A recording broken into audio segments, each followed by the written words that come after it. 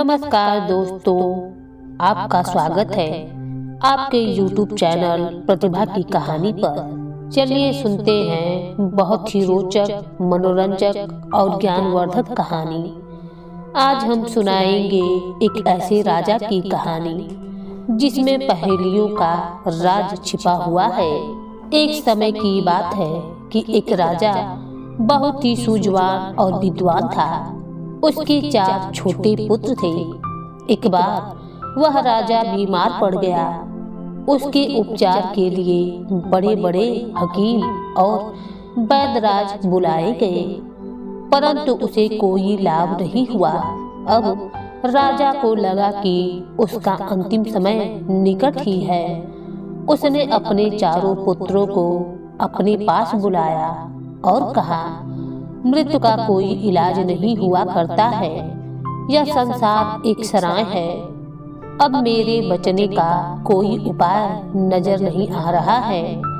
मैं तुम्हें जाते जाते यह शिक्षा देना चाहता हूँ कि तुम 3 दिशाओं में शिकार खेलने के लिए चले जाना, परंतु भूल से कभी भी चौथी दिशा में मत जाना।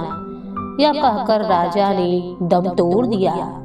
सारे राज्य में एक शोक की लहर दौड़ गई और हाहाकार मच गया। समय व्यतीत होने पर राजा के 4 पुत्र बड़े हो गए। सबसे बड़ा 20 वर्ष का था।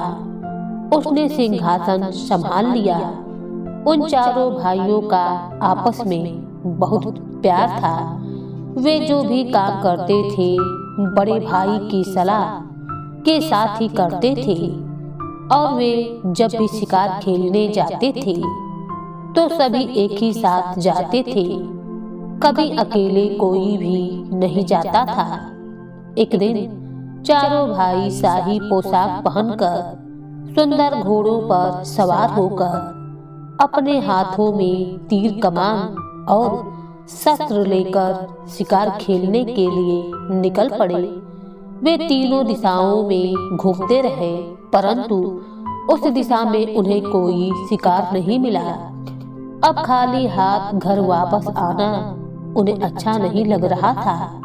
इसलिए अब राजकुमारों ने चौथी दिशा जो शेष रह गई थी उसमें जाने का फैसला किया। बड़े भाई ने अपने पिताजी की अंतिम समय में प्रदान की गई शिक्षा का स्मरण कराया और चौथी दिशा में जाने से रोका, परंतु जब तीनों भाइयों ने हठ किया तो उसे भी मानना ही पड़ा। वो भी उन लोगों के साथ जाने को तैयार हो गया। अब 4 राजकुमार चौथी दिशा में शिकार खेलने के लिए चल पड़े। वे जंगल में घूम रहे थे, परंतु उन्हें कोई भी शिकार नजर नहीं आ रहा था। जंगल में उनको एक बड़ा महल दिखाई दिया। वे सब भाई सोचने लगे कि हमें इस महल का पता करना चाहिए। वे सब भाई सोचने लगे, हमें इस महल का पता जरूर लगाना चाहिए। उन्होंने सबसे छोटे भाई से कहा, हम वृक्ष के नीचे बैठते हैं, तुम उस महल का पता करके जल्दी आओ। किसका है और कौन वहां पर रहता है। सबसे छोटा राजकुमार हथियार लिए घोड़े पर सवार होकर उस महल के पास पहुंचा। उस महल के चारों तरफ घोड़ा लेकर घूमने लगा, परंतु उसको उस महल का कोई भी दरवाजा दिखाई नहीं दिया। इतने में वह देखता क्या है कि एक सूखे वृक्ष के नीचे लगभग 80 वर्ष की एक बुढ़िया बैठी हुई है और अपनी ही धुन में चरखा काट रही है। उसके पास एक बहुत बड़ी ढोल और डग्गा पड़ा हुआ है। राजकुमार घोड़े से उतरकर बुढ़िया के पास गया और पूछने लगा, बुढ़िया माई, इस बड़े से महल का दरवाजा किधर है। माई ने नम्रता से उत्तर दिया, बेटा, यह रही ढोल और डग्गा। ढोल पर डग्गा लगा दो, सब पता चल जाएगा। राजकुमार ने घोड़े को वृक्ष से बांधा और डग्गा पकड़कर ढोल पर लगा दिया। डग्गा बजते ही महल के चारों तरफ दरवाजे खुल गए। राजकुमार एक दरवाजे से भीतर गया। राजकुमार ने देखा कि सुंदर हीरो और मोतियों से सुसज्जित रानी बैठी हुई है। राजकुमार उसे देखते ही मोहित हो गया। रानी उसको देखकर हंसने लगी। रानी ने राजकुमार का आदर किया और अपने पास पलंग पर ही बैठा लिया। रानी को देखकर राजकुमार सब कुछ भूल गया। वह रानी को पूछने लगा, तुम कौन हो? रानी ने बड़ी ही सुंदर और मनमोहक अदा से जवाब दिया, मैं एक राजकुमारी हूँ। मेरा अभी तक विवाह नहीं हुआ है। मैं उस राजकुमार से विवाह करूंगी जो मेरी पहेली का उत्तर देगा। राजकुमार ने कहा, राजकुमारी जी, मैं एक राजकुमार हूँ। अब आप मुझसे यह बताओ कि आपकी पहेली क्या है। मैं विश्वास दिलाता हूँ कि मैं अपना पूरा प्रयत्न करूंगा जिससे मैं आपकी पहेली का उत्तर दे सकूं। रानी ने कहा, मेरी एक शर्त है, यदि तुमने मेरी पहेली को हल कर दिया तो तुम मुझसे विवाह करके ले जाना, परंतु यदि तुमसे मेरी पहेली का हल नहीं निकला तो मैं अपनी तलवार से तुम्हारा सिर काट दूंगी। राजकुमार उसके सौंदर्य पर मुग्ध हो गया था, इसलिए उसने रानी की बात बिना कुछ सोचे समझे विचार किए मान लिया और इस बात के बारे में अपने भाइयों को भी इत्तला न की। रानी ने पहेली बताई, बताओ गुल ने मुसबर के साथ क्या किया और मुसबर ने गुल के साथ क्या किया। राजकुमार ने बहुत प्रयत्न किया परंतु वह इस पहेली का कोई हल न निकाल सका। रानी की पहेली को न सुलझा पाने के कारण और अपनी पराजय को स्वीकार करते हुए राजकुमार ने रानी के आगे अपने घुटने टेक दिए। रानी ने अपनी शर्त के अनुसार म्यान में से तलवार निकालकर राजकुमार का सिर काट दिया। राजकुमार का सिर कटते ही महल का दरवाजा पहले की ही भांति बंद हो गया। छोटा राजकुमार मारा गया। उसके तीनों भाई उसकी प्रतीक्षा कर रहे थे। अंत में उसके बड़े भाई ने कहा, मैं पता लगाता हूँ। अतः बड़ा राजकुमार भी घोड़े पर सवार होकर महल के चारों ओर घूमने लगा, परंतु महल का कोई भी दरवाजा उसे दिखाई न दिया। उसने एक तरफ अपने भाइयों का घोड़ा बंधा हुआ देखा और निकट ही चरखा काटती हुई उस बुढ़िया को देखा। उसने शीघ्रता से उससे पूछा, मेरा राजकुमार भाई आपने देखा है? घोड़ा बांधकर कहीं चला गया है। उस बुढ़िया ने उत्तर दिया, देखो वह पड़ा है ढोल और वह पड़ा है डग्गा। ढोल पर डग्गा लगा दो, तुम्हें सब कुछ पता चल जाएगा। जब राजकुमार ने ढोल पर डग्गा लगाया तो पहले की ही तरह राजमहल के दरवाजे अपने आप खुल गए। वह रानी के पास गया। रानी ने फिर से वही पहेली दोहराई। राजकुमार से वह पहेली सुलझा न गई। इस प्रकार अपनी शर्त के अनुसार रानी ने उसका भी तलवार से सिर काट दिया। जब दूसरा राजकुमार भी न आया तो तीसरा राजकुमार, जो बड़े भाई से छोटा था, अपने भाइयों का पता लगाने के लिए घोड़े पर सवार होकर महल की तरफ चल दिया। उसने भी बुढ़िया के कहने पर ढोल पर डग्गा मारा। रानी के पास गया। उसने भी रानी की पहेली सुलझा न पाई और रानी के द्वारा मारा गया।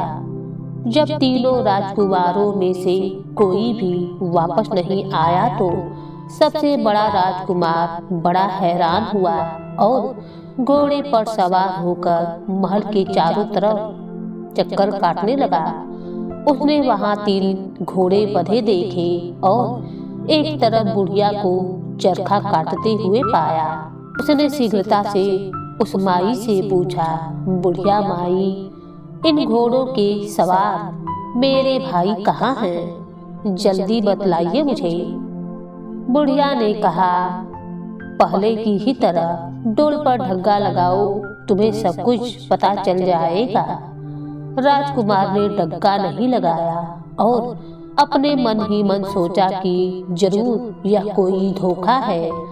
उसने डग्गा पकड़कर बुढ़िया के कंधों पर 2-4 लगा दिए और उसकी चोटी पकड़कर बड़े राजसी भरे अंदाज में कहा, जल्दी बतलाओ कि राजकुमार कहाँ है, नहीं तो मैं तुम्हें मार दूंगा।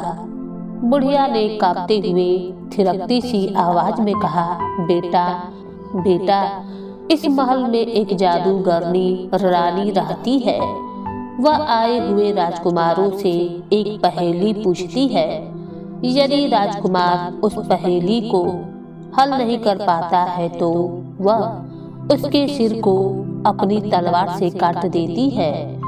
अब राजकुमार ने समझ लिया कि मेरे भाई मारे गए हैं। उसने बुढ़िया को और मारा पीटा और जान से मारने की धमकी देकर पूछा, बुढ़िया, यदि तुम्हें अपने प्राण प्यारे हैं तो बताओ कि वह पहेली क्या है। अपनी जान सभी को प्यारी होती है। रोती हुई बुढ़िया ने कहा, रानी की पहेली यह है, गुल ने मुसबर के साथ क्या किया और मुसबर ने गुल के साथ क्या किया। राजकुमार ने आंखें निकालकर बुढ़िया से पूछा, इसका हल क्या है? बुढ़िया ने कहा, बेटा, चाहे तुम मुझे मार डालो, चाहे मेरी जान बख्श दो, जितना मुझे पता था उतना मैंने तुम्हें बता दिया। इसका हल तो मुझे भी नहीं पता। अब राजकुमार ने पूछा, इस पहेली का हल मुझे कहां से प्राप्त हो सकता है? बुढ़िया माई ने कहा, दक्षिण दिशा में 400 कदम दूर गुल नामक राजा का राज्य है। गुल नामक राजा वहां राज्य करता है। इस पहेली का हल उससे ही पता चल सकता है। राजकुमार ने उसकी बात मान ली। उसने अपने भाइयों के घोड़े को जंगल में चरने के लिए छोड़ दिया और स्वयं घोड़े पर सवार होकर गुल नामक राजा के शहर को चल पड़ा। गम और उदासी से भरा हुआ वह राजकुमार अपने भाइयों का विलाप करता हुआ अपने ही विचारों में मग्न कई रात और कई दिन लगातार चलता रहा। एक दिन थककर राजकुमार आराम करने के लिए एक वृक्ष के नीचे लेट गया और घोड़े को चरने के लिए छोड़ दिया। बहुत थोड़े समय के उपरांत चींची की आवाज उसके कानों में आई तो राजकुमार की आंखें खुल गईं। राजकुमार हड़बड़ाकर उठा तो देखा कि एक वृक्ष पर एक सांप चढ़ रहा है और वृक्ष पर हंस और हंसनी के बच्चे सांप के डर से चींची कर रहे हैं।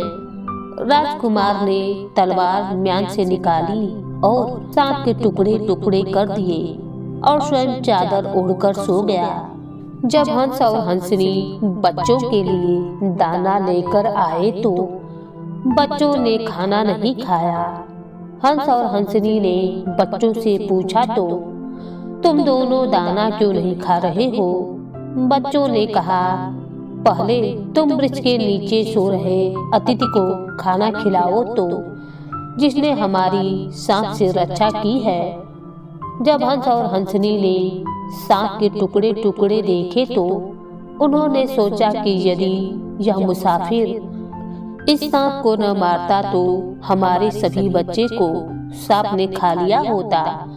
इसने हमारे बच्चों की जान बचाई है, इसलिए हमें इसकी सेवा करनी चाहिए।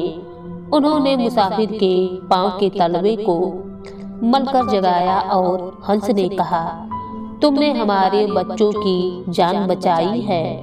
हम तुम्हारे लिए भी कुछ भी करने को तैयार हैं। यदि तुम हमारी जान भी मांगोगे तो हाजिर है। जो कुछ तुमने मांगना है मांग लो।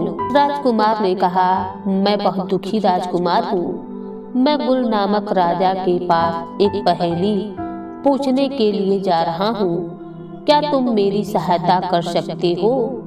हंस ने अपने शरीर के बाल उखाड़कर राजकुमार को देते हुए कहा, जब कभी तुम्हें कोई विपत्ति आए तो मेरे शरीर के बालों को आग में डाल देना। जब इनको आग लगेगी तो मेरा शरीर जलने लगेगा और मैं उसी पल तुम्हारे पास पहुंच जाऊंगा। यदि उस समय मैं तुम्हारी कोई सहायता न कर सका तो जान देकर भी करूंगा। राजकुमार ने बालों को संभाल कर रख लिया और अपने घोड़े पर सवार होकर चलते चलते गुल नामक राजा के दरबार में हाजिर हो गया। राजकुमार ने राजा के सामने फरियाद की, महाराज, मैं आपके पास अपना राजपाट घर बार छोड़कर एक पहेली पूछने के लिए आया हूँ। राजा ने पूछा, बोलो क्या पहेली है? राजकुमार ने कहा, मैं पूछना चाहता हूँ कि गुल ने मुसबर के साथ क्या किया और मुसबर ने गुल के साथ क्या किया। यह सुनकर गुल नामक राजा ने कहा, ऐ खुदा के बंदे, मैं तुम्हें इस पहेली का हल बता तो दूंगा, परंतु बताने के उपरांत तुम्हारा सिर तलवार से काट लूंगा। बताओ, तुम्हें मंजूर है? राजकुमार ने तुरंत उत्तर दिया, महाराज, मुझे मंजूर है। राजपाट के काम के पश्चात गुल राजा ने सभी दरबारियों को भेज दिया और राजकुमार को अपने पास बुला लिया और कहा, सुनो ऐ खुदा के बंदे, मैं तुम्हें गुल और मुसबर की कहानी सुनाता हूँ। गुल तो मेरा नाम है और मेरी रानी का नाम मुसबर है। एक दिन मध्यरात्रि में मेरी नींद अचानक ही टूट गई तो मैंने देखा कि रानी पलंग पर नहीं है, पलंग खाली है।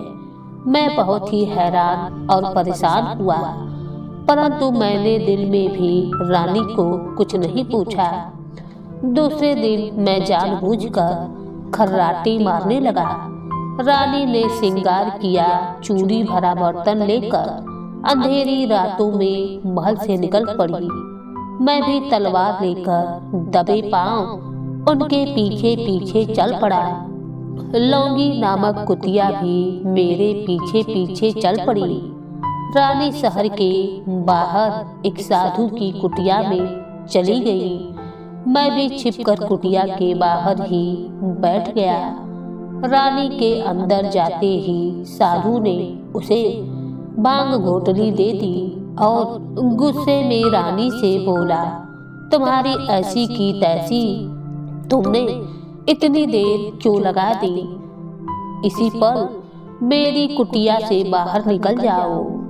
रानी ने हाथ जोड़कर कहा, मैं आगे से ऐसी गलती नहीं करूंगी। मुझे यह सब सुनकर बहुत क्रोध आया और मैंने साधु पर तलवार से वार किया। साधु ने तलवार का वार मुझ पर ही ठोक दिया और मेरे हाथों से लड़ने लगा। मैं साधु से शक्तिशाली था, मैंने उसे नीचे गिरा दिया, परंतु रानी मुसबर ने मेरी टांग खींचकर मुझे ढकेल दिया। अब साधु मेरे नीचे से ऊपर निकल पड़ा और मेरी छाती पर चढ़कर बैठ पड़ा। जब वह मुझे मारने वाला था तो मैंने शोर मचाया। मेरे साथ मेरी लौंगी कुतिया भी थी। उसने अपनी वफादारी का प्रमाण देते हुए अपने तीखे दांतों से साधु की टांग पर गड़ा दिए। मैंने साधु को नीचे से ढकेलकर दूर पड़ी तलवार उठाकर साधु का सिर धड़ से अलग कर दिया। स्त्रियों पर तलवार से वार करना वीरों को शोभा नहीं देता, इसलिए मैंने उसी पल रानी को आदेश दिया कि हे रानी, मेरे राज्य से बाहर निकल जाओ। मैं इसी वक्त तुम्हें छोड़ रहा हूँ। अपनी बात सुनते ही गुलराजा की आंखें लाल हो रही थी और उसने कहा, मुसाफिर, यह है जो गुल ने मुसबर के साथ किया और मुसबर ने गुल के साथ क्या किया यह मैं तुम्हें फिर सुनाऊंगा। अब उसने जो खाना पीना है खा पी लो। तुम परदेसी हो, तुम्हारा सिर मैं काट लूंगा। राजकुमार ने कहा, मैं कुछ खाऊंगा पीऊंगा नहीं, परंतु मेरे दिल में एक इच्छा और है कि मैं आपके महल पर चढ़कर नया हुक्का पीऊं। नई चीलम बनी हुई और नई टोपी चाहिए और कोयलों की आग चाहिए जिसमें मैं चीलम भर कर पी सकूं। ये सब सामग्री मुझे अगर मिल जाए तो मेरा पेट इसी में भर सकता है। गुल राजा मान गया। उसने आज्ञा देकर सारी चीजें मंगवा दी। राजकुमार ने महल पर चढ़कर हुक्का पीना आरंभ कर दिया और अपनी पगड़ी में बांधे हुए हंस के शरीर के बाल टोपी की आग में डाल दिए। दूर बैठे हुए उस समय हंस के शरीर को सेक लगा तो वह तेजी से उड़ता हुआ महल में राजकुमार के समक्ष उपस्थित हो गया। उसने राजकुमार से कहा, तुम्हें कोई विपत्ति आ पड़ी है? राजकुमार ने कहा, क्या तुम मुझे यहाँ से ले जा सकते हो तो ले जाओ। हंस ने उसे शीघ्रता से अपनी पीठ पर बैठा लिया और वहाँ से उड़कर महल से बहुत दूर जंगल में पहुँच गया। गुल राजा उसका मुंह देखता ही रह गया। उसका कोई जोर चल न सका। राजकुमार के कहने पर हंस ने राजकुमार को महल के पास जाकर उतार दिया और नमस्कार करके वापस चला गया। राजकुमार उस चरखा काटती हुई बुढ़िया के पास गया और कहा कि बताओ, कहाँ है ढोल और कहाँ है डग्गा? बुढ़िया ने ढोल और डग्गे की तरफ इशारा किया। राजकुमार ने जोर से ढोल को खटखटाया तो महल के दरवाजे अपने आप खुल गए और राजकुमार भीतर चला गया। रानी ने शिकार को कहा, यदि तुम इस पहेली को हल कर सकते हो तो तुम मुझसे विवाह कर लेना, नहीं तो तुम्हारा सिर कलम मैं कर दूंगी। परंतु राजकुमार ने कहा, मुझे यह शर्त मंजूर नहीं है। मेरे घर में पहले से ही रानियां पड़ी हुई हैं। मुझे विवाह की जरूरत नहीं है। मैं तो सिर की बाजी लगाना चाहता हूँ। यदि मुझसे पहेली हल न हुई तो तुम मेरा सिर तलवार से काट देना, नहीं तो मैं तुम्हारा सिर कलम कर दूंगा। रानी ने सोचा कि गुल मुसबर की कहानी का इसे क्या पता हो सकता है। इसका पता तो मुझे अथवा मेरे पति गुल राजा को ही है। रानी ने पहली बताई कि बताओ, गुल ने मुसबर के साथ क्या किया और मुसबर ने गुल के साथ क्या किया। राजकुमार ने गुल राजा से सुनी हुई कहानी को सुना दिया और कहा, गुल राजा की रानी मुसबर रात को चोरी से साधु की कुटिया में गई थी। राजा ने उसका पीछा किया। गुल राजा ने साधु को मारना चाहा, परंतु मुसबर ने राजा के नीचे आए साधु को बचाने के लिए गुल की टांग खींचकर साधु का साथ दिया, जिससे साधु ने गुल राजा को दबोच लिया। परंतु गुल की लौंगी नामक कुतिया ने साधु की टांग पर तीखे दांत गड़ाकर गुल को छुड़ा लिया। गुल राजा ने तलवार के साथ साधु के टुकड़े टुकड़े कर दिए और मुसबर को छोड़ दिया। इस प्रकार रानी मुसबर ने गुल को साधु से मरवाना चाहा और गुल ने मुसबर को छोड़ दिया और उसके प्यारे साधु को मार दिया। इतनी बात बताकर राजकुमार ने म्यान से तलवार निकाला और उसके दिल में तो अपने भाइयों का प्रतिशोध लेने के लिए क्रोध भरा हुआ पड़ा था। उसने कहा, पापनी रानी, मैं अब तुम्हारा सिर काटने वाला हूँ। तुम जादूगरनी हो, वास्तव में बताओ कि तुम कौन हो। अब रानी के पांव के नीचे से जमीन खिसक गई। वह पलंग से नीचे उतर धरती पर खड़ी होकर कांपने लगी। अपने सिर पर लटकती हुई तलवार को देखकर उसके आंसू बहने लगे। आज उसे अपने सभी गुनाह स्मरण होने लगे। उसने कांपते हुए आवाज में कहा, राजकुमार, मैं ही मुसवर हूँ, तुम मुझे जिंदगी बख्श दो। अब राजकुमार ने गरजकर कहा, पापनी रानी, तुमने जितनों का सिर काटा है उन सबको जीवित कर दो। अब घबराई हुई रानी ने सोचा, शायद मुझ पर तरस आ जाए। ऐसा मन में सोचकर उसने जितने भी राजकुमार के सिर काटे थे उनके धड़ और सिर को कुएं में गिरा दिया था। उन सबको जीवित कर दिया।